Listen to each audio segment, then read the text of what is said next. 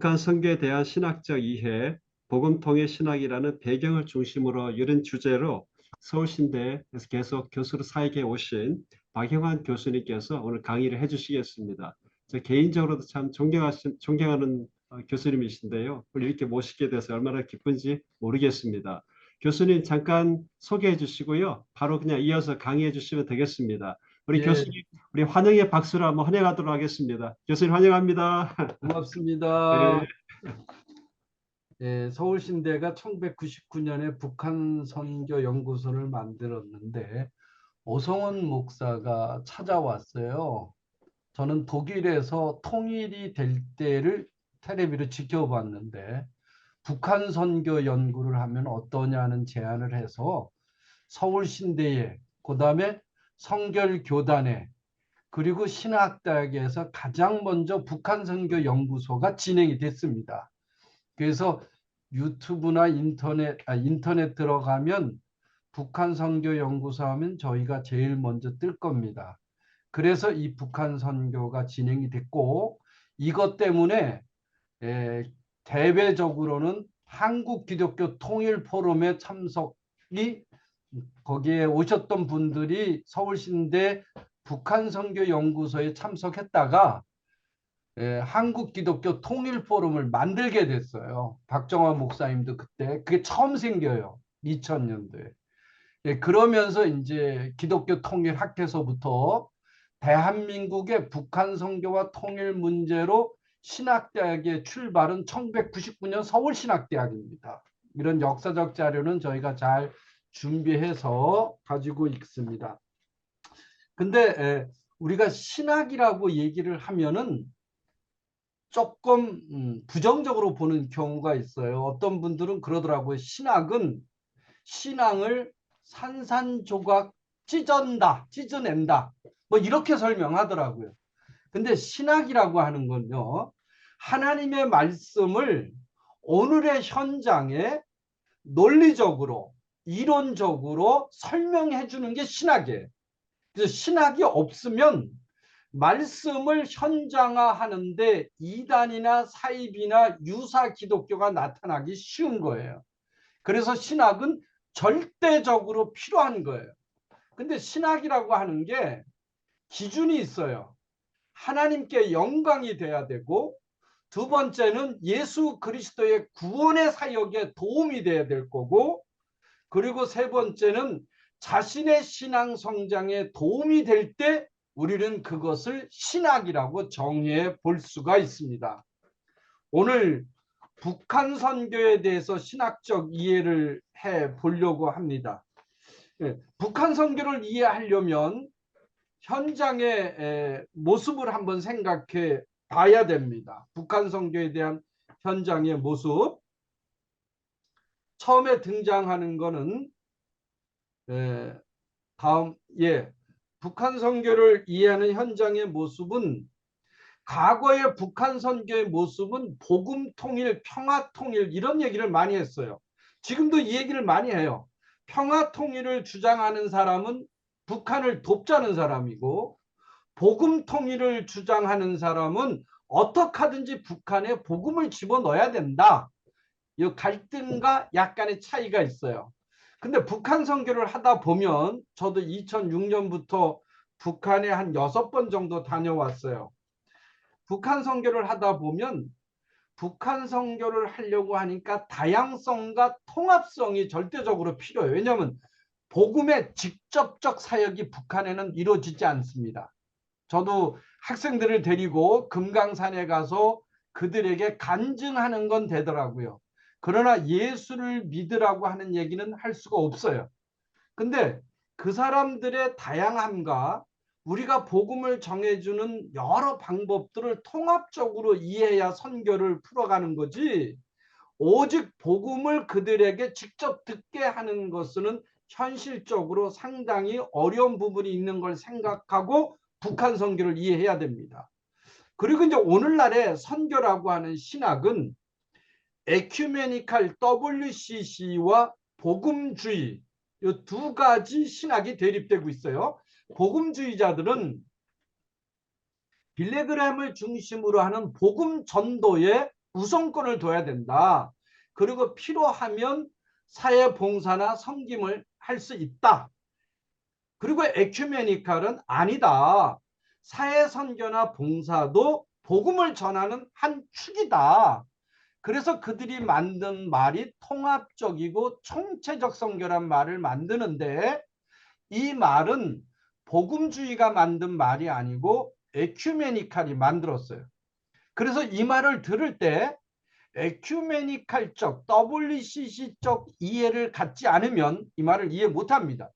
근데 복음주의자들이 이거를 그대로 받아들여서 설명하다 보니까 오늘날에는 복음주의라는 단체까지도 에큐메니칼화 되어져 가는 것을 보고 성경으로 돌아가자는 흐름이 나타나고 있습니다. 통일선교라고 하는 걸 보면 사람들은 통일선교는 에큐메니칼이 얘기하는 거예요. 통일은 선교하고 조금 달라요. 그래서 신학적 논쟁이 일어나고 있는데, 복음주의자들은 통일선교가 아니고 복음 통일을 얘기해요. 복음으로 통일해야 된다. 그렇게 하고 우리가 그 북한 선교의 대상에 대해서 혼란을 갖고 있는 게 있는데, 그게 뭐냐면 북한 선교는 북한에 선교하는 거예요. 근데 많은 사람들은 북한 선교를 북한에 선교하는 게 아니고 다른 방향으로 생각하는 경향성이 상당히 많아요. 그게 바로 통일 문제, 평화 문제 아니에요. 북한 선교는 복음을 북한에 전하는 겁니다. 여기에서 우리가 떠나면 우리가 잘못될 수 있어요. 그래서 정의는 북한 선교는 북한의 복음을 전하는 거다. 근데 북한의 복음을 전하다 보니까 통합적으로 북한과 국제 정세, 여러 상황들이 복합적으로 일어나기 때문에 우리를 당황하게 만들어요. 방황하게 만듭니다. 정치적 입장에서는 미국과 중국과 일본과 한국의 정치적 입장이 달라요. 윤석열 정부나 문재인 정부가 달라요. 정치적 입장에 따라 바꿔줄 수 있어요. 미중 관계에 따라 바뀌어져요. 소련은 그렇게 중요한 역할을 하지 않습니다. 러시아. 그리고 기독교는 진보와 보수가 갈라져요. 정치판으로 갈라지고 있어요. 진보는 친북 좌파고 보수는 복음적이고, 이런 판결들이 이루어져 있어서 약간의 기독교가 혼란에 빠져 있어요. 그리고 탈북자들이 내려와서 자기들의 경험을 얘기하는데, 그건 탈북자가 특정한 지역에서 특정한 시간대에 특정한 사건을 통해서 형성된 것이기 때문에 그것을 보편적으로 설명하면 되지 않아요. 제가 시카고에 갔을 때에 탈북자가 한기총을 향해서 소리를 지르는데 뭐냐 하면, 당신들이 쌀 갖다 주고 옷 갖다 주고 뭐 갖다 준 거 많은, 나는 한 번도 받은 적이 없다. 그러면서 뭐라 그러냐면, 한기총 너희들 하는 일은 다 가짜다. 그래서 옥신각신해서 제가 그 얘기를 했어요. 당신이 한기총에서 쌀 줄 때 거기 없었다. 당신이 없었고 당신이 듣지 못해서 한기총이 안 했다고 하는 것은 잘못된 거다. 그래서 북한을 이해할 때에는 모자이크식으로 이해를 해야 돼요. 제가 평안북도 신청군 약전리에 약전 협동농장 갈 때도 평양에서 거기까지 가는 도로에서 볼 수 있는 여러 가지 일들을 그걸로 가지고 북한을 단정해서는 절대 안 되는 거예요. 아, 그때 그 당시에 그런 게 있었구나로 생각하면 돼요. 근데 탈북자들이 와서 북한은 마치 이런 것처럼 자꾸 얘기하면 보편적인 것처럼 얘기하는데 보편적이지 않습니다. 탈북자가 얘기하는 건 특정 지역에 특정한 사건에서 벌어지고 있다는 걸 우리가 인식하고 그거를 보편화해서는 절대 안 됩니다. 결과는 뭐냐? 일방적 선교 의식의 전환이 필요하다. 저는 이걸 강조하는데, 왜냐하면 선교하는 건 예수를 전하는 거예요. 근데 우리가 아프리카의 케냐나 탄자니아에 복음을 전하러 갈 때 탄자니아나 케냐의 정치적 문제 때문에 우리가 논쟁하지 않아요. 거기에 경제적 문제에서 논쟁하지 않아요. 근데 우리 북한 서기는 사사건건 북한 정권, 북한의 정치적 입장, 북한의 상태, 여기에 대해서 선교를 자꾸 얘기하려고 하니까 북한 선교가 이념적으로 흐른 거예요. 우리가 태국에 선교할 때에도 태국 정부, 태국 정치, 태국의 경제, 이거는 선교에 도움이 되게 해석하는 거지, 그런 것 때문에 태국 선교를 중지한다? 그런 적은 없어요. 그래서 북한 선교도 선교입니다. 이거를 공산주의, 이념, 적대적 세력, 이렇게 접근하는 것은 북한 선교의 오류가 일어날 수 있는 겁니다. 자, 북한 선교의 유형을 보면 대북 지원 사업, 직접 선교가 안 되니까 대북 지원 사업을 통해서 하고, 직접 선포는 성경이나 배포나 지하교회를 통해서 쌀이나 단동이라든지 중국 접경 지역에서 북한에서 넘어오신 분들을 통해서 비밀리에 비공식적으로 진행되는 직접 선포도 있습니다. 그리고 정부가 하고 공식적인 건 대북 지원 사업이 있어요.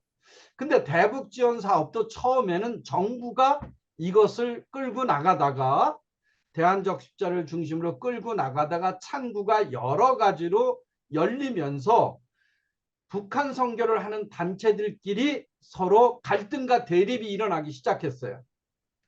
그래서 단체가 단체 간에 어려움이 있는데, 제가 평양에 갔을 때에도 북한 지원 단체가 다른 단체를 심하게 비판하고 그 부정적인 면을 북측 지도원들에게 설명하는 걸 옆에서 들었어요. 그래서 갈등과 대립의 구조 속에 지금 대북 지원 사업이 이루어지는데, 윤석열 정부 이후에는 전혀 이런 것들이 이루어지지 않고 있습니다. 자, 그렇다면 그것을 이루고 있는 신학적 선교 신학의 배경에는 포스트 모더니즘이라는 것을 우리가 기억해야 돼요. 우리가 살고 있는 게 포스트 모더니즘이에요. 포스트 모더니즘 그러면 마귀다, 기독교의 절대적 가치와 하나님의 기적과 이적에 대해서 인정하지 않는 적그리스도다. 그래서 포스트 모더니즘은 상대할 필요가 없다. 우리가 그렇게 생각하는데, 근데 세상 속에 우리는 포스트 모더니즘 속에 살아요. 살면은 포스트 모더니즘이 뭔가는 우리가 알아야 돼요. 그러면 포스트 모더니즘이 왜 나타났어요? 1차, 2차 세계대전에 일으킨 동기 배경에는 유럽의 세계 기독교가 깔려 있는 거예요. 그 세계 기독교가 1, 2차 세계대전의 핵심적 신학사상으로 등장합니다. 근데 2차 세계대전을 끝나면서 사람들은 당황하기 시작했어요. 왜냐하면 사람이 사람을 학살하고 비인간적인 행위가 전쟁에서 이루어지는 걸 보면서 대체 인간이 뭐냐? 대체 사람이 어떻게 이럴 수가 있느냐? 이러면서 등장한 게 사회학이에요. 소치올로기하고 피시올로기, 심리학이 등장해요. 사람이 대체 뭐냐? 사회라는 게 대체 뭐냐? 그래서 사회학과 심리학을 통해서 인간을 연구하고 사회를 연구하려는 의식이 포스트 모더니즘이에요. 그래서 포스트 모더니즘은 결과적으로 모든 사람들의 다양성을 인정해야 된다. 그게 무슨 뜻이냐 하면은, 다양한 사람들의 생각이 하나로 그 서구 유럽의 철학적 기조에 의해서 정리되는 게 아니라, 근대 사회는 선과 악이 분명했어요. 근데 포스트 모더니즘에 들어보니까 선과 악을 겪는 사람들을 들어보니까 다 말들이 맞아요. 그러니까 다양성이 등장하기 시작한 거예요. 네 말도 맞고 이 사람 말도 맞고. 그래서 심리학이 등장한 거예요.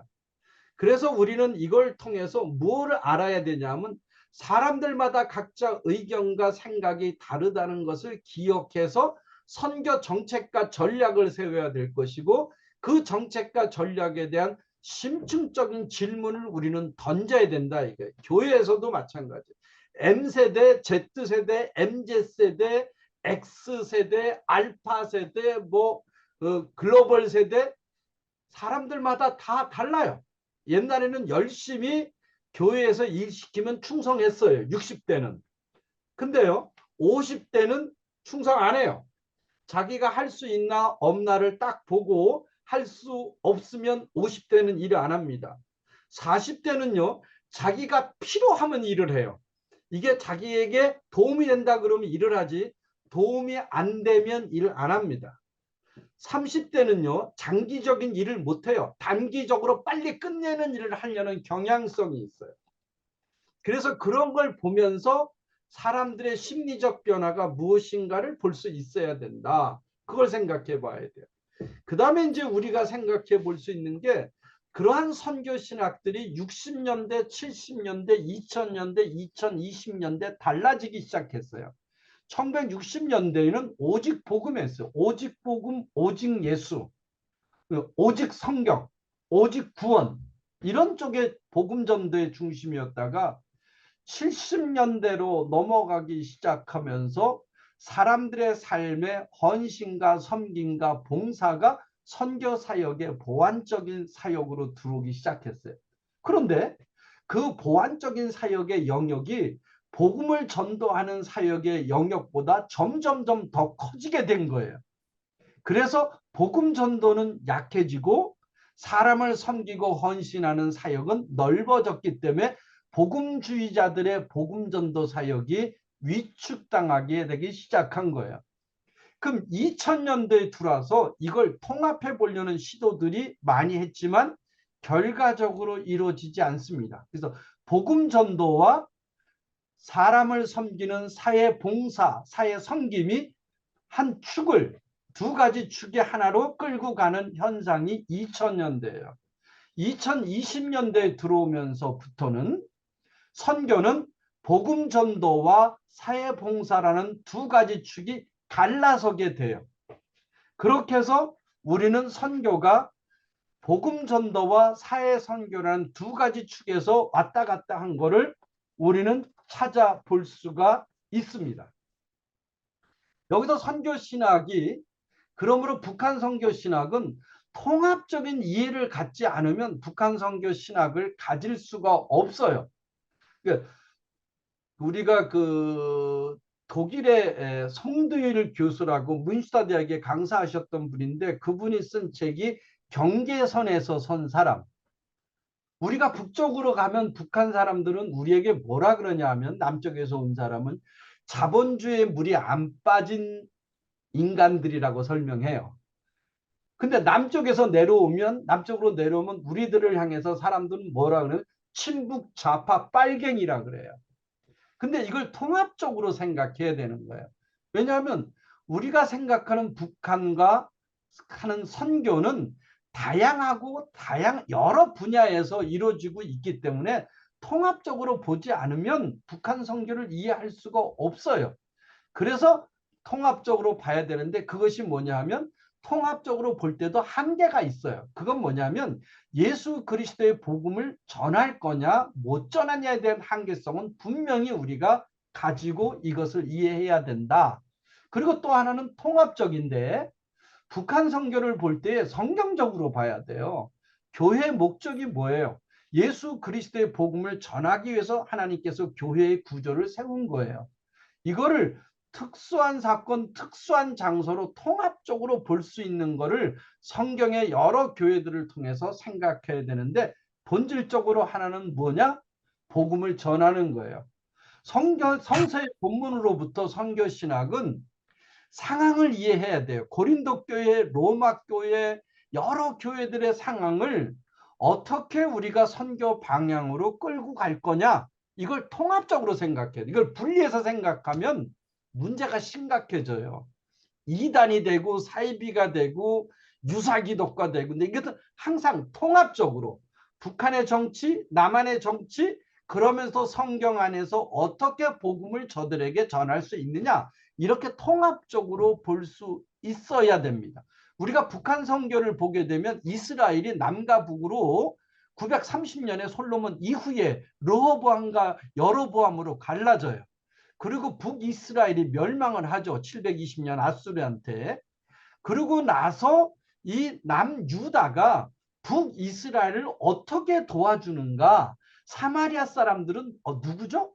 아시리아 사람들이 이스라엘을 자기 거화시키기 위해서 사마리아에 아시리아 남자들을 보내서 이스라엘 여자랑 결혼하게 해서 낳은 사람이 사마리아 사람들이에요. 이 사마리아 사람들이 예수님 당시에도 유대인들로부터 멸시를 받는데 이 사람들이 아직도 살고 있어요. 이런 사람들을 어떻게 성경이 접근하고 있는가? 성경 속에 찾아봐야 돼요. 그리고 마지막으로 생각하는 것은 통합적으로 북한이 죄악의 집단인가? 정말로 전부 다 죽여야 될 사람들인가? 김정은 일당의 김정은의 죄악된 집단에 볼 수 있지만 나머지 사람들은 그 밑에서 추정하는 세력들을 어떻게 이해할 건가? 이걸 생각해야 되고 성경이 이해하는 북한 선교는 뭐냐? 복음을 전하는 걸 생각해야 되고 교회는 왜 북한 선교를 해야 되느냐? 교회는 하나님께서 주신 사명이 복음을 전하라는 사명입니다. 그래서 우리는 북한 선교를 어떻게 이해할 것인가 이런 생각이 통합적으로 맞아질 때 북한 선교를 생각해 볼 수 있는 거예요. 북한에 가서 복음을 전하자 그거 하나만 가지고는 혼란에 빠지게 됩니다. 그래서 우리가 북한 선교에 대해서 정의를 할 때에는 어떤 정의가 정확한가 이걸 생각해야 돼요. 뭐 복음주의가 얘기했으니까 에큐메니칼이 얘기했으니까 그 정의가 정확하다 이렇게 하는 게 아니고 선교에서 사용한 용어의 정의가 복음을 증거하는 정의와 일치하는가를 찾아야 됩니다. 그러면 선교를 가장 결정적인 과제는 선교를 어떻게 정의하느냐? 복음을 직접 전하면서 동시에 배고픈 자에게 헐벗은 자에게 어려운 자에게 그런 것을 나눠줄 수 있도록 생각하는 게 결정적인 과제입니다. 많은 사람들은 북한 선교를 정의할 때 북한을 이해할 때에 북한이 공산주의 유물론이고 반기독교적이고 6.25 때 우리를 학살했던 그런 적대 세력으로만 보고 있고 그리고 월남한 사람들이 와서 남쪽으로 내려온 사람들이 얘기하는 것들을 보면 사악한 일들 인간이 할 수 없는 일들 그런 일들을 우리가 전해 들었을 때 공산주의는 초전박살되어야 되는가 이 생각을 해보는데 여기서 한 가지만 얘기할게요. 공산주의 국가에도 종교는 있습니다. 러시아에는 뭐가 있어요? 러시아 정교회가 있어요. 중국엔요. 중국에 기독교가 있고 중국에도 불교가 있고 중국에도 유교가 있어요. 공산주의 국가에 종교가 없다? 그건 틀린 말이에요. 여러분 헝가리에 로마 카톨릭이 있어요. 그리고 여러분 요한 바오루스 2세는 어느 나라 사람이에요? 폴란드 사람이에요. 폴란드가 공산주의 국가예요. 거기서 교황이 나왔어요. 그러니까 우리가 공산주의는 기독교, 반종교적이라는 생각을 고쳐야 되는 거예요. 지금 유고슬라비아, 루마니아, 알바니아 여러 나라들을 공산주의가 다스린 나라엔 종교가 있습니다. 그걸 우리가 생각해 봐야 되는 거예요. 그래서 북한에 기독교가 없다. 그런 생각은 공산주의이기 때문에 없다. 이런 생각은 다시 한번 우리가 생각해 봐야 됩니다. 선교라는 것이 뭐냐? 이거는 이제 하나님의 백성들이 교회 안과 밖에서 불신앙의 장벽을 넘어 말씀을 증거하는 겁니다. 그래서 하나님의 나라, 말씀이 다스리는 나라, 그런 나라가 와야 되는 거예요. 지난주 설교를 했는데 여러분 예수 그리스도를 바라보며 인내하고 믿음의 경주를 하라 그랬어요. 하나님이 거짓말한 거예요? 왜 예수 그리스도를 바라보고만 나가라 그랬어요? 그거면 나머지 것들은 하신다는 거예요. 그래서 우리는 뭐예요? 예수 그리스도를 그들에게 전하는 일이 선교라는 사실을 명확하게 깨달아야 되는 겁니다. 북한 선교를 정의하려면 통일과 평화가 주제가 될 수 없습니다. 해방과 자유도 주제가 될 수 없어요. 하나님의 나라가 도래하는 거 생각해 봐야 돼요. 북한 선교의 정의는 뭐냐 하면 하나님의 말씀을 북한 사람들이 듣게 하고 보게 하고 생각해서 하나님의 사람으로 만들어내는 일 그 일이 바로 북한 선교의 정의라고 우리는 생각해 볼 수가 있습니다. 네 번째 이제 넘어가면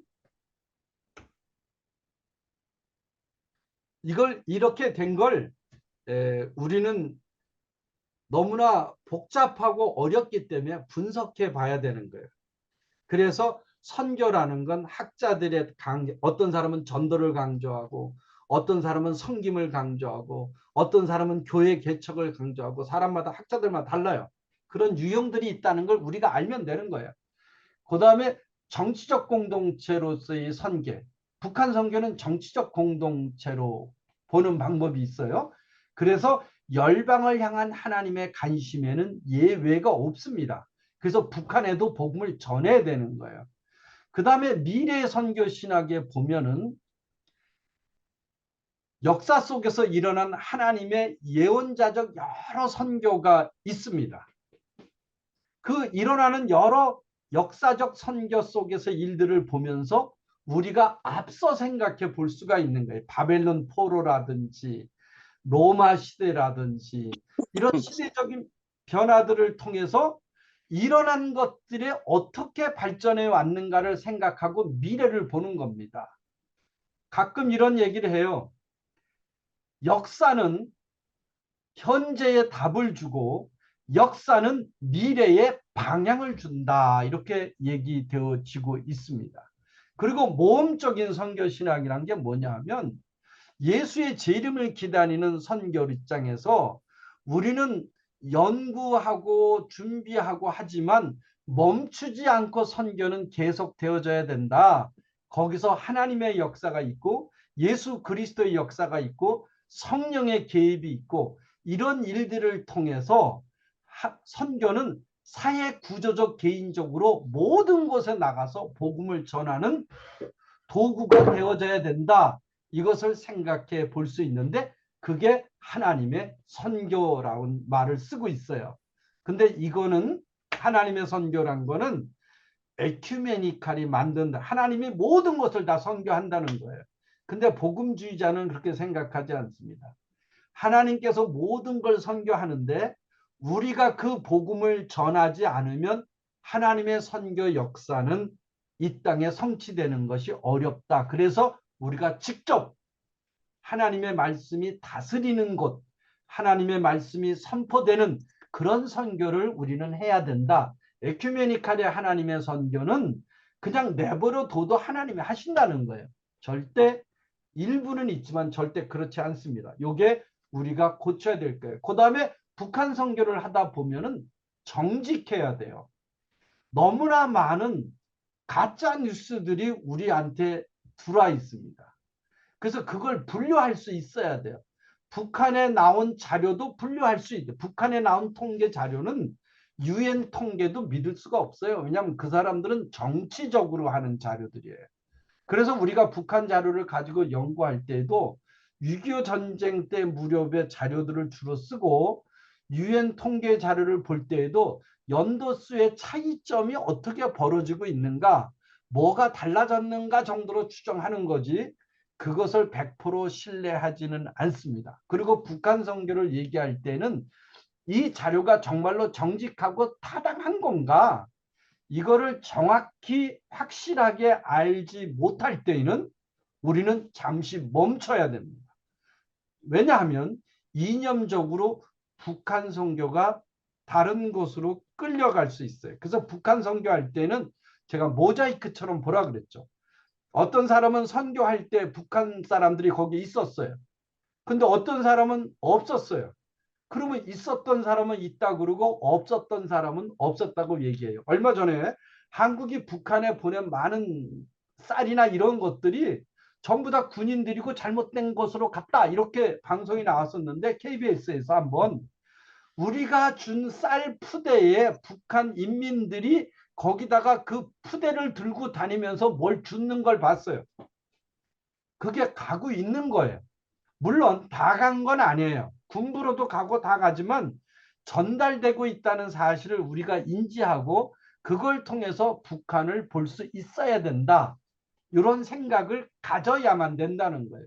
그것이 전부 다 북한 군부로 가고 김정은 체제를 지지하는 걸로 가기 때문에 북한 돕는 걸 하지 말자.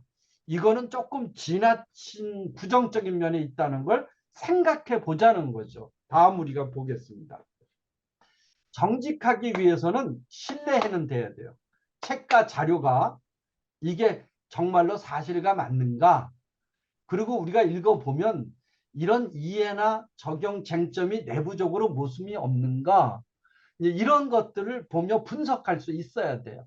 그 다음에 진리라는 건 이 탈북자들이나 이런 사람들이 진술한 것이 성경적인가? 그리고 신학자들이 얘기한 게 교회사에서 정말로 연결되고 있는가? 사건의 모순이나 그런 것들이 없는가? 이런 것들을 우리가 추정해 보는 거예요. 계시가 뭐 계시를 받았다 할 때 이게 성경적으로 수용할 만한 근거가 있는가? 그리고 그 모든 얘기를 하나로 통합해 볼 수가 있는가? 그 중심에 뭐가 있는가? 그리고 하나님은 지속적으로 일관성 있게 진리를 말하고 있는가? 혹은 우리가 얘기하고 있는 이 모든 통합적이고 다양하고 다분화된 것이 그런 여러 쟁점이 선교의 가장 기본적인 복음 정도로 축소할 수 있는가? 혹은 논리적으로 역사적으로 실험적으로 확증되어서 많은 사람들의 지지를 받고 있는가? 이걸 우리가 생각해 보고 북한 선교를 판단해야 되는 겁니다. 그래서 외부적인 확신, 상황적, 행동적, 변혁적, 그리고 적절한 결과가 나와서 이 적절한 결과가 복음을 전하는 하나님의 선교의 본질과 일관성이 있는가? 정리하면 북한 선교는 북한의 복음을 전하는 겁니다. 하나님의 살아계심을 전하고 듣게 하는 거예요.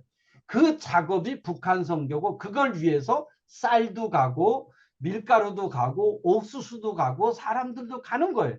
가서 거기서 복음을 전하는 일들이 1대1로 간에 여러 사람들 간의 관계 얼마든지 이루어질 수 있어요. 그것을 들여다볼 수 있어야 됩니다. 그래서 북한 선교를 정직하게 봐야 돼요. 그래서 결정할 때 가장 복잡하고 혼란스럽고 혼동이 오는 영역이 있어요. 그거를 정직하게 볼 수 있어야 됩니다. 그리고 정직하게 볼 때 신뢰할 만한 가치와 증거가 분명히 기준점이 있어요. 기준점은 복음을 전하는 거예요. 북한 선교를 향한 진영 논리, 진보와 보수의 편가르기에 들어가면 안 됩니다. 성경이 기준이 되는 거예요. 그 다음에 북한 선교에 동원되는 북한 자료는 사실상 구하기 어렵습니다. 신뢰하기도 어렵고 홍보 자료에. 그래서 북한의 홍보 자료를 그냥 수치상 비교하는 거예요. 2010년에는 500명인데 2020년에 700명이다. 그러면 한 200명의 차이가 있다. 요거 정도는 우리가 알 수 있지 그 700이나 200이 어떤 차이가 있다는 것에 대해서는 우리가 알 수가 없습니다. 그리고 다시 원래대로 한번 돌아. 예. 그다음에 이제 한반도 전쟁을 전후로 해서 나온 자료 정도, 유엔이 제출하는 자료 정도, 그 정도로 비교 분석을 할 수가 있습니다. 됐습니다. 그다음에 이제 우리가 복음 통일 선교 신학은 말을 이제 결정적으로 해야 되는데 북한을 다양하게 이해하고 받아들임으로 북한 선교를 정의해야 되는데 힘들다는 겁니다. 왜냐하면 복음이 직접 못 들어갑니다. 복음을 직접 전할 수 있는 기회가 허락되지 않아요. 그러나 개인적으로 가면은 허락될 기회가 간혹 있어요. 저도 북한에 가서 하나님이 누구고 예수가 누구고 그런 얘기는 설명 안 해도 예수 믿고 병 고치고 예수 믿고 암 고치고 예수 믿고 인생이 역전되고 이런 것들에 대해서는 북한 사람들도 상당히 관심이 있더라고. 약전 협동농장에서 그런 얘기들을 많이 했어요. 그랬더니 평양으로 돌아올 때 사람들이 저한테 상담을 하더라고요. 목사님 이건 어떻게 하면 좋아요? 목사님 이건 어떻게 하면 좋아요? 차 안에서 물어보고 난리가 났어요. 그래서 우리가 예수 믿으세요 말은 못하지만 예수를 믿으면 무슨 일이 일어난가는 얼마든지 전할 수가 있습니다.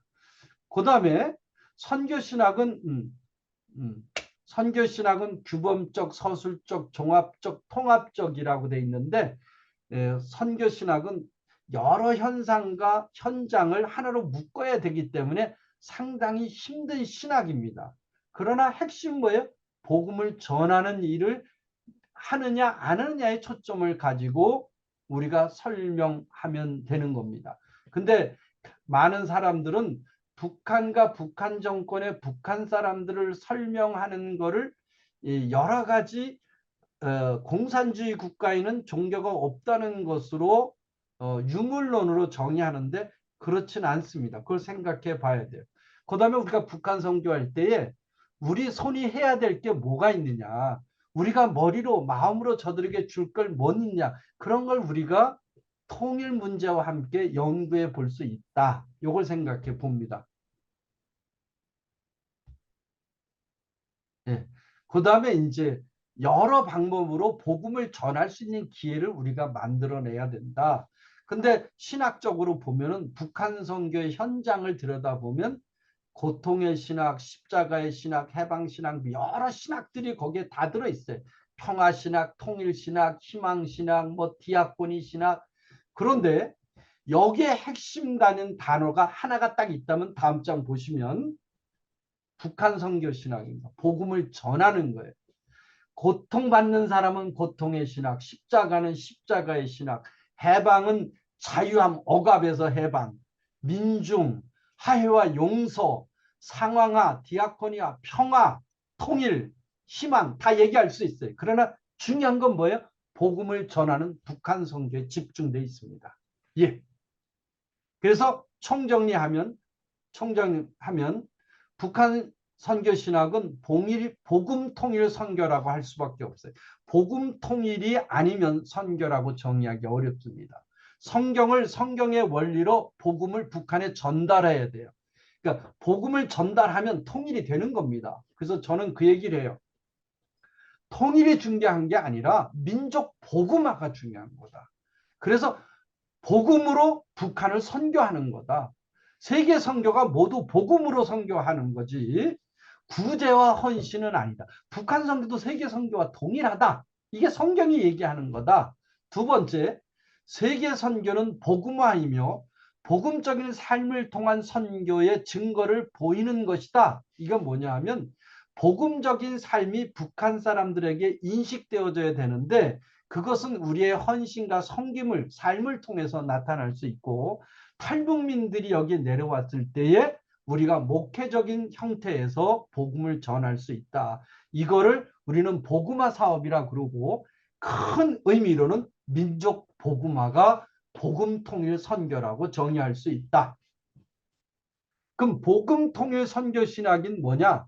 오직 북한 선교는 통일의 과업을 달성한다고 우리가 생각할 때 복음이 통일되면 복음화가 이루어지면 통일은 자동적으로 온다. 그러니까 북한 선교로 통일하자. 북한 선교는 뭐냐? 같은 언어를 쓰기에 세계 선교와 다른 것 같으나 사실상 똑같다. 북한 선교나 태국 선교나 케냐 선교나 똑같아요. 복음을 전달하는 겁니다. 그 다음에 우리가 성경대로 예수의 말씀대로 복음을 전하고 복음대로 사는 삶을 보여주고 실천하는 게 복음 통일 선교다. 북쪽에 가면 이런 모습을 북한 사람들이 보고 고백하기도 해요. 선교 현장은 항상 어렵습니다. 북한이 미사일 쏘고 핵실험하고 남한을 위협한다고 해도 선교는 해야만 되는 거예요. 거짓말하고 분노하고 폭행하고 죽인다 해도 선교사들이 가서 순교하지 않았습니까? 우리는 북한이 미사일 쏘고 핵실험하고 남한을 뭐 어떻게 괴롭힌다고 해서 북한 선교하지 말자. 저들은 막이다. 이렇게 생각하는 건 잘못됐다는 거예요. 그걸 우리가 생각해 봐야 돼요. 명칭은 복음 통일 선교나 통일 선교는 같은 뜻이나 사용 방법이 다릅니다. 저는 북한 선교로 통일하자는 것이에요. 복음 통일 선교 아래에 통일 선교, 평화 선교, 화해 선교들이 존재할 수 있지만 복음 통일 선교도 뭘로 해야 되느냐? 북한 선교로 통일을 하는 것이 복음 통일 선교 신학의 핵심적 주어라는 사실을 기억하시기 바랍니다. 예. 그래서 용어의 변화는 시대적인 상황, 60년대, 70년대, 80년대, 90년대 다를 수 있어요. 희망선교, 뭐 자유통일선교, 복음통일선교, 평야선교 그런 얘기를 하는데 북한 선교예요. 복음통일 선교도 복음으로 통일하자는 거지 통일해서 복음 전하자는 건 아닙니다. 그래서 우리는 복음통일 선교는 오직 북한 선교밖에 없다. 그래서 복음 선교, 복음통일 선교, 평화 선교, 통일 선교, 자유통일 복음 선교, 화해 선교, 복음주의 선교, 에큐메니칼 선교, 해방 선교 여러 얘기들이 있는데 핵심은 뭐예요? 북한의 복음을 전하는 북한 선교라고 정의할 수가 있습니다. 북한 선교 신학의 접근과 이해는 북한 정권을 우리가 생각하고 이해해야 되고 그 밑에 있는 북한 국민들도 생각해 봐야 돼요. 북한 정권, 북한 국민을 돕는 건 북한 정권을 돕는 거고 북한 정권을 돕는 거는 북한 국민들을 돕는 거예요. 이게 분류돼서 되는 건 아닙니다. 그다음 국제 정세, 미국과 중국과 일본의 역할이 큰 역할을 합니다. 그다음 국내 정치는 뭐예요? 기독교 진보와 보수가 상당한 관계성을 갖고 있어요. 그렇게 해서 이걸 합쳐가지고 이해하면서 선교해야 되는 거예요. 자, 그래서 북한 선교는 상당히 골치 아픈 것 같고 어렵고 힘들 것 같지만 단 하나예요. 세계 선교를 하듯이 북한 선교하면 돼요. 우리가 태국이나 미얀마나 필리핀이나 아프리카 케냐나 탄자니아 선교 어떻게 해요? 우리가 교육 선교하고 의료 선교하고 지원 사업 하잖아요. 북한도 동일하게 하는 겁니다. 그래서 우리는 정치적 편견이나 선입견을 버려야 돼요. 공산주의 국가는 종교가 없다? 아니에요. 공산주의 국가에도 종교가 다 존재합니다. 그래서 우리는 북한을 위한 선교를 해야 되는 거예요. 북한 사람들이 예수님을 믿고 하나님의 나라, 하나님의 공의가 이루어지는 그 땅을 만들기 위한 민족 복음화를 위해서 우리가 선교를 하는 겁니다. 이것이 북한 선교 신학이며 북한 선교입니다. 총정리하면 북한 선교는 복음을 전하는 겁니다.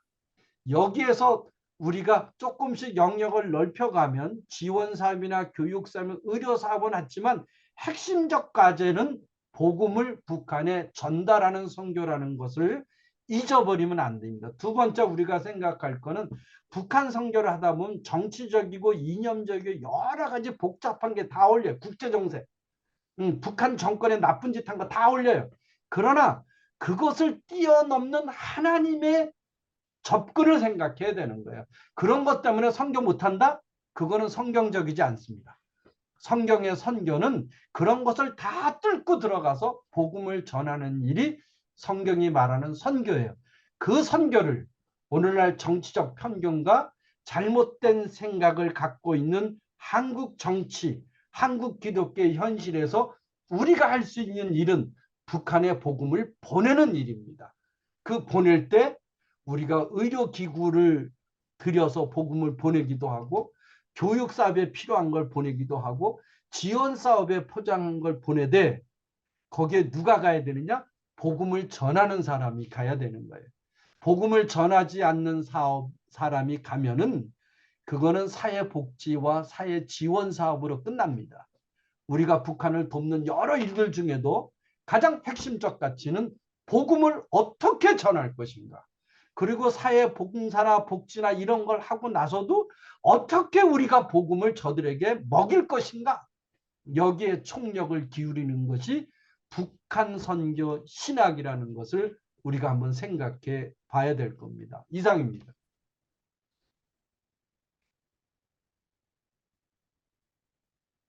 네, 감사합니다, 교수님. 예, 저희 예. 속을 시원하게 해주신 교수님께 우리 감사의 박수로 우리 감사함을 표하면 좋겠습니다. 예, 고맙습니다. 감사합니다, 교수님. 지금부터 우리 자유롭게 우리 질문해 주시고요. 또는 뭐 질문 내지 또는 소감 느낀 점 이렇게 공유하시면서 좀 다양하게 우리 수고로 질문하는 시간 가지면 좋겠습니다. 손들기 기능 이용해 주시거나 또 손을 들어 주시면 제가 기회를 드리도록 하겠습니다. 처음 질문하시는 분은 제가 선물을 드릴게요. 진행하는 제가 드려야 되는데, 교수님. 제가 책이 하나가 있는데 분들 어, 반응. 예, 통일을 잠시만요. 갖다 이제 주셔서 예, 요거 드릴게요. 네. 손들기. 이소영 권사님. 안녕하세요. 예, 어, 예, 저희 이제 다른 이제 교수님께서 말씀하시는 복음 통일 선교 신학이라는 것에 대해서 확실하게 전달이 된 것 같아요. 저한테는. 예. 정말 북한도 뭐 다른 나라 선교하듯이 똑같이 하면 되겠다 이런 그런 부분은 공감이 되는데 저희 이제 민족 복음화 말씀하실 때 예. 저희 이제 그렇잖아요. 저희 남한에 있는 교인들도 사실 복음적인 삶을 얼마나 살아내고 있으며 음, 또 그들에게 얼마나 헌신과 봉사와 섬김이 이루어지고 있는지 음, 탈북자들이 바라보는 우리 신앙인들의 자세나 그런 삶 속에서 얼마나 그런 걸 공감하면서 이들이 신앙적인 그런 방향으로 마음이 이렇게 공감이 될까? 저는 그런 부분들이 조금 우려가 되기도 해요. 음. 자, 그래서 네, 거기에 답을 지난주에 제가 간증을 할게요. 네, 제가 선한 능력이라는 그 찬양을 들으면서 펀 구텐 메히텐 저는 독일에서 12년 공부했어요. 근데 독일 말만 들으면 저는 눈물이 나요. 왜냐하면요. 저는 신학을 할 때 독일 말을 배웠어요. 저는 독일에서 독일 말을 배울 때 성경을 배웠어요. 그리고 저는 독일에서 공부할 때 신앙을 배우고 성경을 배우고 신학을 배웠어요. 그래서 우리가 아침과 낮으로 하나님이 함께 하신다. 이걸 한국말로 들으면 전혀 의미가 없어요. 근데 독일 말을 들으면 눈물이 나기 시작하는 거예요. 하나님의 놀라우신 능력이. 우리가 예수를 믿는다고 하면서 그 폰 구텐메이트는 보네포 목사님이 쓴 시예요. 애인이 약혼자에게 보낸 시인데 거기에 그런 말이 있어요. 하나님은 우리를 놀랍도록 신기하게 기적적으로 지켜주시고 우리를 인도하시고 낮이나 밤이나 하나님은 우리를 살펴주시고 보호해 주신다. 그래서 하나님을 찬양하고 기뻐하는데 내 속에서 옛날 것들이 올라와서 내 마음을 억누르고 나를 짓밟고 찬양을 하는 입을 막아버리고 너는 찬양 그렇게 해도 5분 있다 10분 있다 뒤로 돌아가면 너는 옛날 모습으로 돌아가지 않느냐고 나를 좌절시키는 소리가 내 속에서 막 올라왔어요. 그런데요. 폰 구텐 메이텐 노래를 계속 부르면요. 그러면 그런 것들이 내 속에서 사라지더라. 그래서 뭐가 나타나냐 하면은 하나님의 은혜와 은총이 내 속에 있는 거예요. 그래서 히브리서에 보면은 무거운 짐과 얽어매는 죄를 벗어버리라 그런 거예요. 우리가 계속 하나님께로 가면 그런 것이 사라지는 거예요. 근데 세상에 한국에 그런 사람들이 있어요. 그러나 내가 할 거는 하나님을 위해서 북한 선교를 위해서 일하면 되는 거예요. 그 사람들의 목은 그 사람들의 목이고 내가 할 수 있는 건 말씀을 듣고 복음을 듣고 북한에 어떻게 복음을 전할 거냐 여기에 집중하면 되지 않나. 이게 지난주 제가 깨달은 거예요.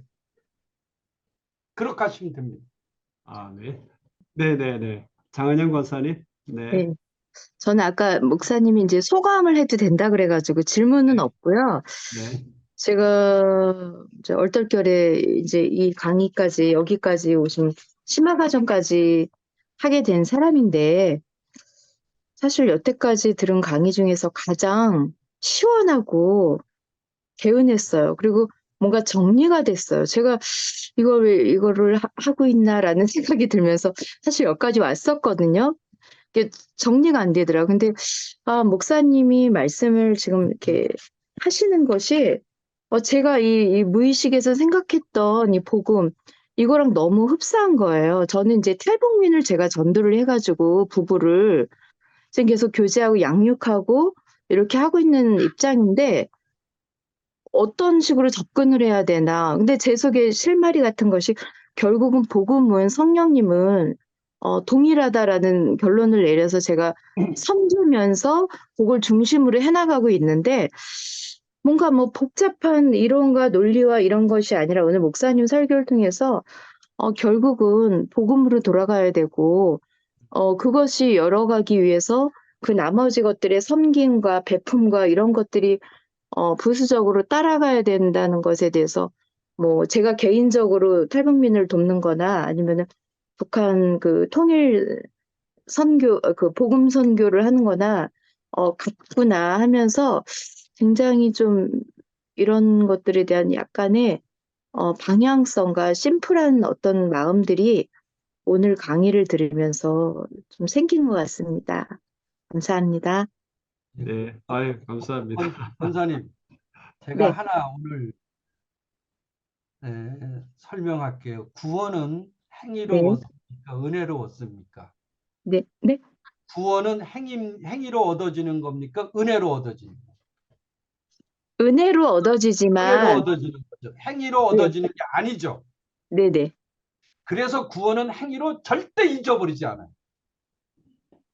우리가 잘못해서 구원을 잃어버리는 게 아니에요. 은혜로 받았기 때문에 은혜는 영원한 거예요. 근데 많은 목사들이 구원을 행위로 자꾸 설명해요. 우리는 구원 받은 건 영원히 같이 가는 거예요. 음, 행위로 얻지 않았기 때문에 행위로 잃어버리지 않습니다. 그래서 하나님의 은혜를 가지고 우리가 예수님께 나가서 은혜로 사는 거예요. 권사님이 여기까지 온 거 그럭저럭 그냥 온 게 아니에요. 하나님의 은혜가 있었던 거예요. 그 은혜를 붙잡고 사는 게 성도인 거예요. 네, 저는 그렇게 생각해요. 알겠습니다, 목사님. 아멘, 힘내세요. 네, 아멘. 음, 저희 북한 선교 강의 진행해 오면서 오늘 부흥회하는 느낌입니다. 예, 정말 은혜가 됩니다. 음, 저는 개인적으로 은평 선교교회 참 기대가 되거든요. 제가 탈북민 사역을 하다 보니까 탈북민 사역만큼은 이벤트라든지 뭐 어떤 규모 있게 뭐 웅성웅성하는 걸로 정말 안 되거든요. 정말 개인적으로 맨투맨, 그 다음에 갑자기 키워가지 않으면서 저는 정말 기대가 되어집니다. 우리 교단의 큰 사역의 중심점이 될 줄 기대합니다. 그다음에 또 아멘. 있으시면 또 기회 드리도록 하겠습니다. 소감도 괜찮으시고요. 네, 구인혜 목사님. 네, 교수님, 저희 뭐 제가 오랫동안 모시고 있었는데요. 저기 혹시 오해될 우리 평신도들도 있을까 봐 좀 이제 말씀드리면 그 공산주의 사회주의권에도 이제 종교가 있다고 말씀을 하셨는데 그것이 마치 이제 우리 대한민국의 그 종교의 자유가 있는 것처럼 또 생각하실 수 있는 부분들이 있어서 이게 뭐 동독이라든지 동구하고 또 북한하고 이런 상황들이 조금 뭐 다른 부분들이 있고 특별히 북한의 실질적 종교의 자유가 있는가에 대한 이제 논쟁들이 있는데 좀 한 말씀 부탁드리겠습니다. 예. 모든 나라에는 나라마다 기독교가 있어요. 이스라엘의 기독교, 독일의 기독교, 영국의 기독교, 미국의 기독교, 러시아의 기독교, 중국의 기독교, 그 다음에 우리가 생각할 때 스페인의 기독교, 나라마다 기독교가 다 달라요. 이게 뭐냐 하면 나라마다 기독교의 정치적인 특징을 갖고 있는 거예요. 예를 들어서 독일이 무릎 꿇고 기도한다면 영국은 눈을 감고 기도해요. 미국은 손을 모아 기도합니다. 이게 나라마다 기독교 정착에 의해서 이루어지는 거기 때문에 우리가 미국의 기독교의 자유, 미국의 기독교의 자유가 한국에는 없어요. 그리고 북한의 기독교, 그럼 북한식 기독교가 있는 거예요. 남한에는 남한식 기독교가 있어요. 그리고 미국은 미국식 기독교가 있고 러시아는 러시아식 기독교가 있는 거예요. 그래서 무릎 꿇고 눈을 감고 손을 모아하는 기도 형태가 한국으로 들어와서 우리가 지금 그렇게 기도하고 있는 거예요. 그래서 기독교의 정석은 없습니다. 성경이 정석인 거예요. 그래서 나라마다 방법이 틀려요. 2차 세계대전 때 독일의 기독교인들은 눈 뜨고 기도했어요. 왜냐하면 히틀러가 잡으러 오니까, 나치가. 눈 뜨고 서서 기도하고 손을 들고 이스라엘 사람들은 기도해요. 손을 모아서 하는 사람 있지만 들고도 기도하는 거예요. 그러나 신앙의 자유는 나라마다 약간의 차이가 있어요. 물론 북한에 종교의 자유는 없어요. 근데 그렇다면 북한의 종교라는 개념을 알아야 돼요. 북한의 종교는 국가를 위해서 존재하는 것만이 종교예요. 국가를 위해서 헌신하지 않으면 종교라고 인정 안 해요. 그래서 북한에서 인정해주는 종교 중에 하나가 천도교가 있어요. 국가를 위한 종교.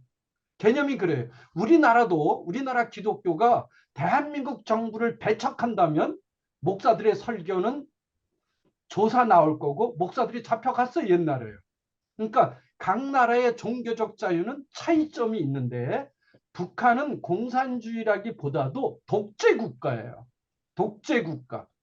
1인 독재국가예요. 그래서 북한을 공산주의라고 보기보다도 1인 독재국가, 세습한 국가 속에는 그런 종교적인 자유가 공산주의보다 더 약하게 돼 있는 거죠. 그래도 여러분 생각해 보세요. 평양에 갔는데 봉수교회나 칠골교회가 있어 예배를 드린다? 거기 가짜예요. 목사 가짜, 성도 가짜, 성가대 다 가짜예요. 가짜지만 껍데기는 있는 거예요. 거기서 예배를 드리는 사람들은 교육을 받을 거예요. 목사가 뭐고 성경이 뭐고 예배가 뭔가를 노동당해도 교육을 시켜야 돼요. 그래야 남쪽에서나 세계에서 오는 사람이 물어보면 대답해야 될 거 아니에요. 하나님이 누구냐? 그럼 김일성이다 이렇게 얘기 안 할 거 아니에요. 물어봤어요. 가서 물어보면. 기본적인 소양은 갖고 있는 거예요. 나는 북한에 그런 것만 있는 것도 하나님의 위대한 역사다. 곽선희 목사님 그러시더라고요. 가서 집회를 했는데 성도 하나가 성령이 임해서 막 불렀대요. 거기서. 그 다음 주에 그 사람 그 교회 못 나와요. 하나님은 살아계시는 거예요. 그 다음 북한의 성경과 찬송가는 우리랑 똑같아요. 나는 김일성 찬양가가 많이 들어있는 줄 알았어요. 제 방에도 있어요. 저는 사람이 가짜지만 성령이 역사하십니다. 성령이 그들을 변화시킬 거예요. 그런 일들이 일어나고 있어요.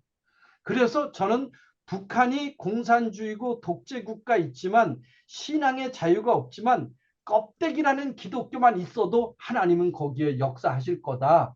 그렇게 생각해서 우리가 남쪽의 기독교인들이 북한에 갔을 때 호텔에서 예배 드리는 것보다 북한에 있는 교회 안에서 예배 드리는 것이 우리에게 더 은혜스럽고 놀라운 일이 아니겠는가. 이런 생각하면서 우리가 북한에 종교의 자유가 없다. 그래서 북한의 기독교는 가짜다. 불교도 가짜다. 스님들이 보니까 머리가 길다. 이런 건 주로 외형적인 얘기예요. 그러나 성령이 하나님의 말씀으로 역사하는 장소라고 본다면 거기도 대한민국의 기독교의 그 종교의 자유가 있는 것이 거기에 없다고 북한의 종교의 자유가 없다고 판단하기에는 우리가 통합적으로 생각해 보자. 다양하게 한번 생각해 보자. 그런 생각이 북한 선교하는 사람들이 그런 생각을 가져야 북한 사람을 만나고 얘기할 수 있지 않겠느냐. 그런 면에서 조금 열려서 얘기했는데 구윤회 목사님의 지적은 위험성도 있어요. 이거를 보수적인 사람들은 부정적으로 봐요. 그래서 여러분들은 리더예요. 리더는 또 다른 생각을 가질 수 있어야 돼요. 그런 면에서 열려놨다고 생각하고 들으시면 될 것 같습니다. 이상입니다. 네, 감사합니다. 예, 한태한 장로님. 예, 우리 교수님 말씀 뭐 잘 들었는데요. 들으면서 조금 답답한 점이 있어서 얘기를 나누려고 합니다. 그 이유 중에 하나는 제가 강의도 듣고 내 나름대로 공부도 하고 한 내용을 보면은 북한에 있는 종교라고 하는 것들은 거의 다 김일성을 하나의 종교의 교주로서의 모든 주민들이 거기에 심화되어 있어 있는 그런 상황이기 때문에 그거에 따라서 교회의 복음적인 사상, 복음이라는 것이 예수님이 우리를 위하여 돌아가셨고 또 구원을 얻는 하나의 길이다라는 것을 어떻게 복음적으로 설명을 할 것인가 라는 이제 그런 측면에 대해서 답답함을 느꼈어요. 그리고 사실 성경적인 내용을 가지고 그 사람들이 주민들을 많이 관리를 하고 있지 않습니까? 한 알의 밀알이 썩어서 죽으면은 30배, 60배, 100배의 결실을 맺는다. 성경에 나오는 얘기거든요. 그 얘기를 북한 주민들한테 그대로 사용을 하고 있다고요. 음, 그러니까 김일성이 하나님이다 이런 얘기죠. 음, 그래서 그러한 점을 그 목사님 말씀하신 대로 그야말로 그 가운데서도 하나님이 역사하신다. 예? 그건 그대로 인정을 해야 된다. 어? 그런 그 이중적인 그런 사고란 말이죠. 그래서 그런 측면에서 놓고 볼 때 우리가 과연 접근을 할 때 어떤 방법으로 어떤 생각으로 탈북민들과 접근을 할 것이며 또 그리고 북한에 있는 주민들하고 접근을 하고 복음적으로 진짜 그야말로 얘기를 할 것이냐. 이제 그런 면에서 답답하다는 거죠. 네, 복음이라는 것은 실질적으로 예수님이 우리를 구원을 했다. 어? 뭐 그런 하나의 그런 복음적인 건데 걔들은 김일성이 우리를 살려줬다. 한마디로 그런 거 아닙니까? 그래서 그거에 대해서 조금 혼란스럽기도 하고 그런데 성령의 역사를 하신다는 말씀은 동의를 하죠. 그건 100% 동의를 합니다. 근데 그 이중성을 어떻게 극복을 할 것이냐. 이제 그런 문제가 남았다는 얘기죠. 그 질문을 드리고 제 의견 얘기를 드리는 겁니다. 예, 교수님 예, 한번 말씀해 주십시오. 예. 우리나라가 유신 정권 때, 박정희 정권 때 우리 속에는 자유 한반도식 남한 중심의 민주주의 체제를 갖고 있지 않는 목사들은 잡혀갔어요. 체제를 갖고 예수를 믿었어요. 박정희 정권에서 목사들 후려치는 건 설렁탕 한 그릇이면 다 해결됐다고 그러더라고요. 그때 박정희 유신 정권에 항의한 목사들은 잡혀가고 설교들도 문제가 됐고 여러 가지가 됐어요. 자, 요건 뭐냐 하면 체제 안에서의 기독교를 얘기하는 거예요. 독일은 독일식 기독교가 있고 남한에는 남한식 기독교가 있는 거예요. 북한에는 북한식 기독교가 있다는 생각을 해야 돼요. 제가 동독이 통일됐을 때 동독 교회 안에 스타지, 비밀 경찰이 상당히 많은 줄 알았어요. 그래서 제가 조사를 했어요. 논문에서. 조사했는데 거의 없었어요. 동독 교회 안에 동독의 비밀 경찰이 거의 없었어요. 그래서 제가 논문을 하나 썼어요. 그래서 쓴 게 뭐냐면 소ци알리스무스 인데어 키리셰 인데어 소ци알리스무스 사회주의 속에서의 기독교란 얘기를 했어요. 자, 북한 체제 안에 지하교회도 있어요. 그리고 아직도 복음을 가지고 사는 사람들이 있어요. 자, 그러면 북한에 살려면 어떻게 살아야 돼요? 김일성을 믿지 않으면 북한엔 살 수가 없어요. 그래서 북한에 있는 서기장이 그 얘기를 했어요. 우리는 한쪽에 수령님을 믿고 한쪽에 하나님을 믿습니다. 그러면서 그분이 한 말이 뭐냐면 한 몸으로 두 분을 섬기니 얼마나 우리가 고통스럽습니까? 북한에 살려면 김일성을 체제를 갖고 있지 않으면 북한에서 존속할 수가 없어요. 그럼 북한 속에서 그래도 신앙을 가지려고 하는 점에 대해서 우리가 긍정적으로 보자는 거예요. 김일성을 믿는 걸 긍정적으로 보자가 아니고 그런 억압된 속에서도 신앙을 가지려고 한 사람들이 있다는 거. 그리고 우리 그 대한적십사자 총재했던 장로님 생각이 안 나는데 그분이 북한에 가서 북한에서 오래된 성도들을 만나서 성경책을 자기는 예배를 안 드리면 일을 못 하겠다고 하니까 주일날 한 12명 모여서 예배를 드렸는데 6명은 찬송을 못 부르더래요. 6명은 부르더래요. 그래서 부른 다음에 성경을 봤대요. 그 이대 서영훈 장로 아니에요? 아니 박경 박경서. 박경서장 그 사람이 초대 유엔 북한 인권대사예요. 그분이 갔다 와서 그 얘기를 했어요. 직접 들었어요. 그래서 성경책을 안 보여주려고 그러니까 북한 지도원이 보여주라 해서 성경책을 폈대요. 폈는데 새까맣게 밑줄이 쳐져 있더래요. 자기가 그걸 보면서 북한을 돕겠다는 결정을 했. 전두환 때 그랬어요. 그래서 북한에도 말은 하지 않지만 살아있는 성도가 있고, 그다음에 또 하나는 북한에 520개의 가정교회가 있어요. 가정교회에 대동강 유역 쪽에 보면 강 무슨 장로가 있어요. 강선영 장로가 있는데, 그거는 우리나라의 서울대 평화통일연구소인가 거기에 생각이 안 나네. 김병로 목사, 김병로 교수가 가서 만났어요. 막 12명이 예배 드렸는데 거기 책임자가 여자 강장로예요. 근데 강장로 아버지 얘기를 하고 아버지가 한경직 목사 만났던 얘기를 해서 그 얘기를 듣고 남쪽에 내려와서 들어보니까 맞더라는 거예요. 그럼 여러분 생각을 바꿔보세요. 북한에 봉숙교회가 칠굴교회가 있어요. 거기서 북한에서 거기에 성도들을 집어넣으려면 누구를 넣겠어요? 북한 공산주의 사상이 제일 많은 사람을 넣었을 테고, 두 번째로 기독교와 연관성 있는 사람을 집어넣은 거예요. 왜냐하면 그래야 누가 와서 물어봐도 대답이 되니까. 그래서 거기에는 옛날에 기독교와 연관된 사람들이 교회 안에 많이 들어있는 거예요.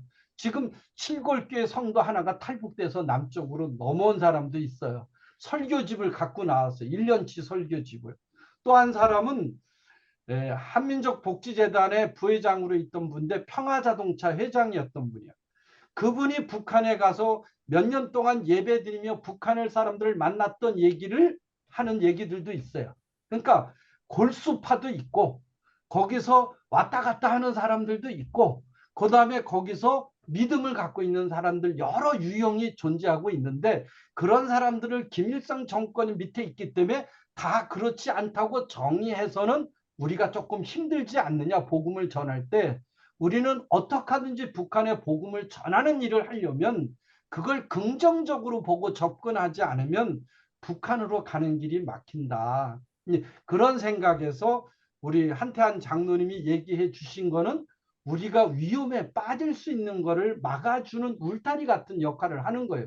그 울타리를 붙잡고 우리는 북으로 복음을 넘기는 일을, 적어도 이 수업을 듣는 사람들은 그 생각을 좀 해야 되지 않느냐. 우리가 열려야 우리 밑에가 열리는 거예요. 여러분 담임 목사가 꽉 막혀 있으면 성도들은 더 막혀요. 담임 목사님이 열려 있어야 성도들의 신앙이 열리는 거예요. 마찬가지로 심화 과정에 있는 여러분들이 우리 한장로님 같은 생각의 울타리를 가지고 열려있는 생각, 다양성과 통합성을 가지고 복음 전도를 북한에 하려는 생각을 갖는 건 상당히 중요한 거예요. 그러나 한 장로님이 얘기한 위험성은 우리가 갖고 있어야 돼요. 그건 늘 견제하는 거예요. 그러면 네, 북한에 네, 들어갈 감사합니다. 때에 네, 성경을 가져가고 나는 김일성을 하나의 찬양을 합니다. 응? 근데 여기에도 교회가 있는 걸로 알고 있기 때문에 왔습니다. 나는 찬양합니다. 김일성 만세 하고 들어가면 되는 거네요. 그것도 장로님, 예. 제가 중국에 한족 교수가 장신돼 있어요. 근데 중국에서 교회들을 불태우고 막 무너뜨리고 하는 일들이 있었어요. 그랬을 때 이거는 이제 우리가 선교에서 고민하는 거예요. 우리가 중국 체제를 받으면서 들어가서 복음을 전할 건지, 아니면 중국 체제를 거부하고 들어가서 복음을 전하지 않을 건지는 우리가 결정해야 돼요. 이건 우리 신앙이에요. 나는 거기서 김일성 만세를 외치고 예수 그리스도를 전할 수 있으면 간다는 사람들도 있어요. 왜냐하면 김일성 얘기보다도 하나님의 말씀이 더 능력이 있으니까 가는 거예요. 근데 그걸 가지고 위험하고 그것 때문에 부정적으로 문제가 있다고 보는 사람들이 있다면 가면 안 되는 거예요. 바울이 그 얘기를 했어요. 고린도 교회에게 우상에 바친 고기를 먹을 수 있어요. 그러나 다 먹을 수 있어요. 예수님이 다 먹겠다 그랬어요. 그러나 그걸 통해서 시험에 걸리는 사람이 있다면 바울은 죽을 때까지 고기를 안 먹겠다고 그랬어요. 그러니까 모든 일이 하나 덕스러운 건 아닌 거죠. 그래서 한 장로님이 지적한 부분은 우리가 조심스럽게 가슴에 새게 될 부분이라고 생각이 돼요. 결정은 각자가 하는 거예요. 성경이 뭐라고 하는가. 그 생각을 해보자는 거죠. 저는 수업을 통해서 여러분들의 마음을 열어놓는 일을 하는 거예요. 그리고 생각을 해보게 하는 거예요. 이게 수업이에요. 여러분의 생각을 딱 정해줘 놓고 막아놓고 하는 수업은 아니에요. 북한 선교는요, 열지 않으면 갈 수가 없는 게 북한이에요. 그래서 오늘 수업에 우리 한 장로님이 걱정한 부분은 있어요. 저도 인정해요. 그러나 여기 심야 과정은 우리가 열어야 되는 부분이기 때문에 여는 쪽으로 수업을 진행했음을 이해해 주시면 한 장로님 고맙겠습니다. 잘 예, 알았고요. 감사합니다. 하나의 예, 논문에 하나의 토픽이 나올 수도 있겠네요. 감사합니다. 네? 예, 논문의 하나의 토픽으로 나올 수도 있겠다고요. 예, 그래서 제가 북한 선교의 새로운 이해라는 책을 썼어요. 새롭게 좀 생각해 보자. 그래서 제 책이 북한 선교의 이해와 사역이라는 책이 있고, 북한 선교에 대해서 우리가 선교적으로 열어가는 방법은 뭐가 있느냐? 문제는 있긴 있어요. 그러나 나는 복음을 전하는 것이 더 중요하지 않느냐. 그리고 북한에서 그 서기장 했던 사람이 죽을 때 박경서 장로님 만났어요. 암으로 죽을 때. 예, 그 사람을 만나지 않으면 나 일하지 않겠다 하니까 그분을 개성에 있는 암병원에서 있는 입원한 사람을 박경서 장로님이 만났다 그러더라고요. 근데 그분이 이렇게 얘기했대요. 장로님, 목사가 죽으면 천국 가야 되지 않습니까? 나를 위해서 기도해 주세요. 그래서 박경서 장로님이 기도해 주고 나왔대요. 그게 마지막이래요. 그 사람 암으로 죽었어요. 그러니까 우리가 겉으로 김일성 정권에 붙여 살고 거기서 살려니까 김일성 만세를 외치고 다 하지만 그 속에서 울부짖는 성령의 소리가 있지 않겠느냐는 걸 나는 보자는 거예요. 그래서 우리가 어떻게 하든지 간에 하나님이 그 일을 이루시는 일에 도구가 되지 않을까, 이 생각을 해보자는 거죠. 우리 한태한 장로님의 의견은 내 강의의 부족함의 울타리예요. 이건 우리가 늘 기억하며 가야 될 영역이라고 생각하면 될 겁니다. 네, 감사합니다. 감사합니다. 아, 예, 또 다른 질문이 있으시면 제가 받도록 하겠습니다. 교수님, 예, 예, 예, 목사님. 이미서 목사님, 말씀하시죠. 저는 이제 교수님의 그 말씀에 그 견해에 다 따를 수는 없거든요. 네. 그리고 사실 김병로 그 서울대 그분 강의를 듣고 그때 좀 충격을 받았어요. 네. 예, 국가에서 성인하는 교회가 있다. 네. 예, 그 교회가 이제 국가에서 성인하에 움직인다고 하더라고요. 그 북한에 있는 교회가. 예, 그거는 몇 년 전에 이제 그 김병로 교수님을 통해서 듣고 좀 충격을 받았었고요. 그리고 이제 북한에 있는 지하교회는 지금 많이 이렇게 복음이 많이 전해지고 있다고 들었는데, 교수님께서 말씀하시는 이제 북한에 복음을 전한다, 선교한다, 그거를 어떻게 이해해야 될지 잘 모르겠거든요, 저는요. 그리고 아까 쌀자루도 제가 이제 탈북민이 그랬어요.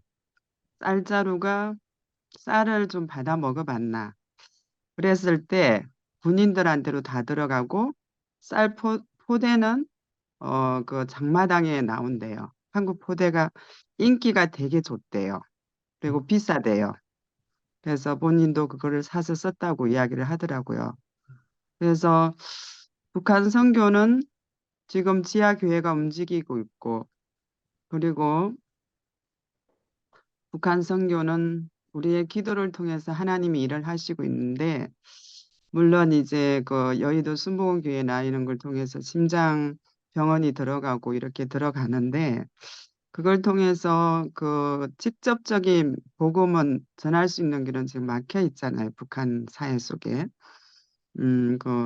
그런 부분이 저는 잘 이해가 안 되는데 그 부분 좀 설명해 주시면 좋겠어요. 북한에 선교하는 거.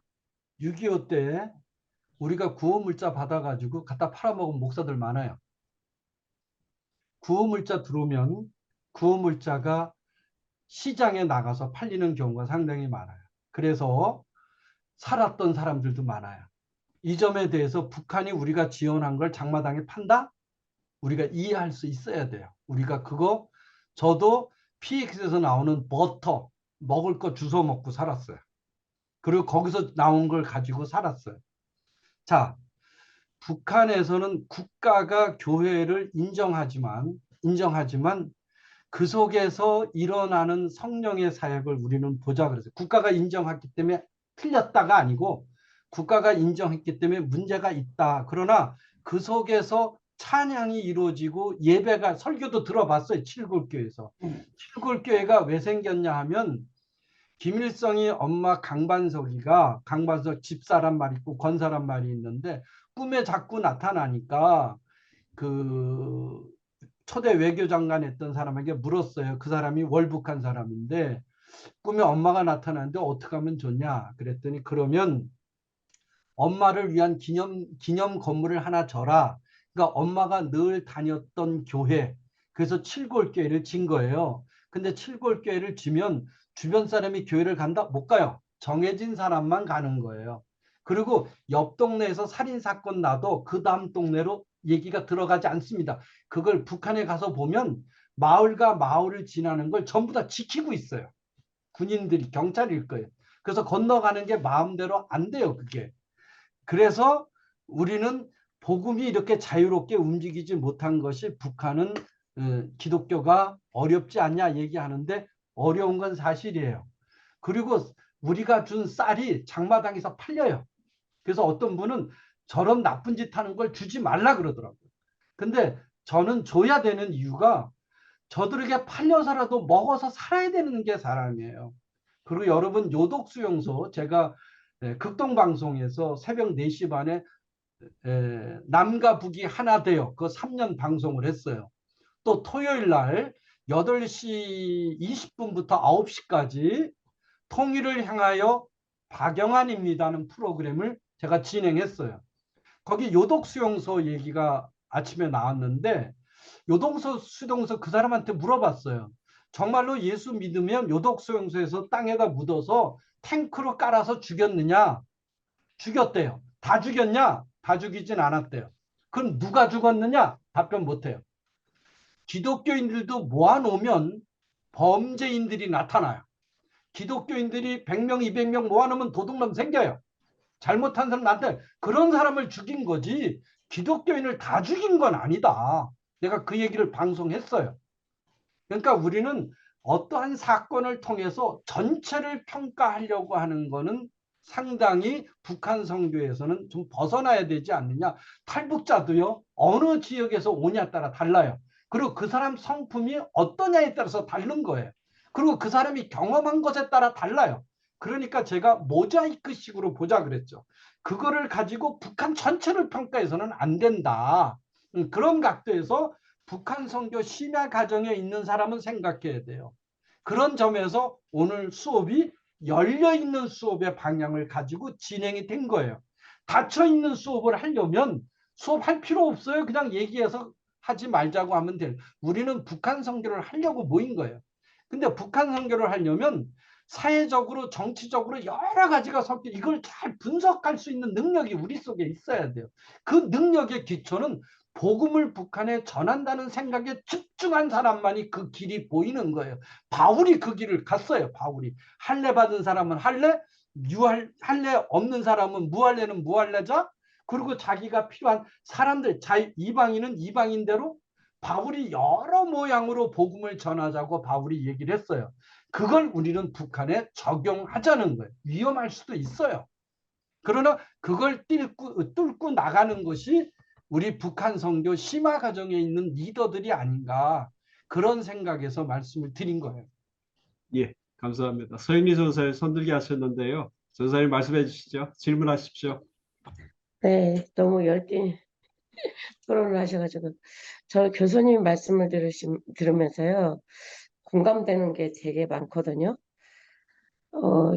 진짜 제가 가나 포럼에서 교육을 받을 때 그 북한에서 현재 의사로서 계시면서 거기에서 이제 직접적으로 나서가지고 그 복음을 전하거나 뭐 이렇게 하지는 않지만 은연중에 그 안에서 같이 단체로 모아서 살면서 이제 그런 사역들을 하고 있다는 그분 성함이 생각이 안 나는데 윤 어떤 교수님이셨어요.